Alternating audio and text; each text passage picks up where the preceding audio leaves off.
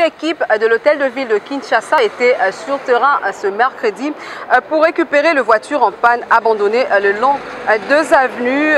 Track Car Congo était à l'œuvre à Bandal. Urbain Kabel.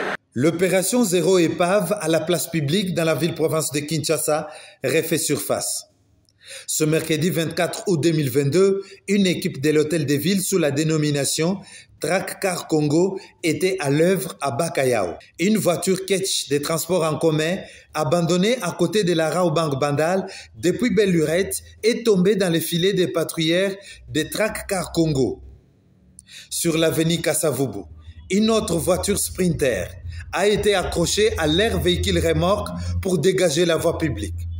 Ces véhicules seront placés dans la fourrière, a laissé entendre un des responsables de cette équipe. On le met dans la fourrière et puis la personne va passer voir sa véhicule et puis on lui donne conseil d'aller bien garder ça.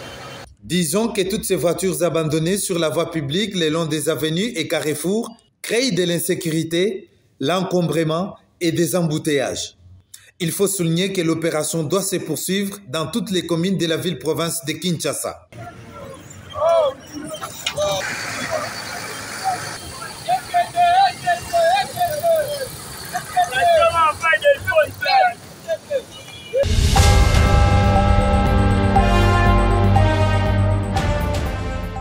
En dehors de nos frontières, le peuple angolais était ce mercredi face aux urnes pour élire leur nouveau président.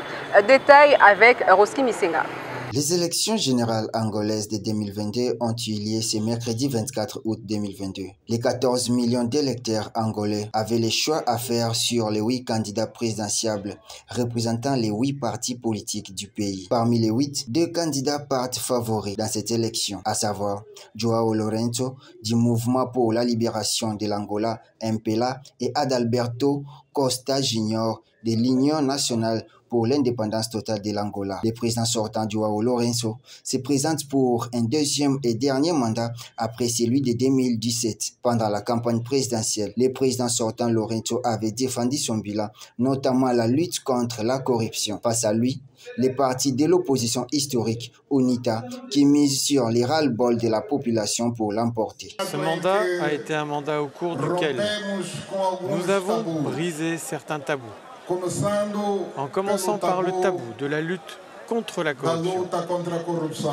Et ce mercredi matin, les deux favoris ont voté chacun dans son fief naturel. Arrivé à la tête du parti en 2019, Adalberto Costa Junior, 60 ans, espère mettre un terme à la longue domination du MPLA qui dirige le pays depuis l'indépendance de l'Angola en 1975. L'adhésion que l'UNITA suscite cette année est extraordinaire. C'est le cas à chaque fois, mais cette année c'est très différent.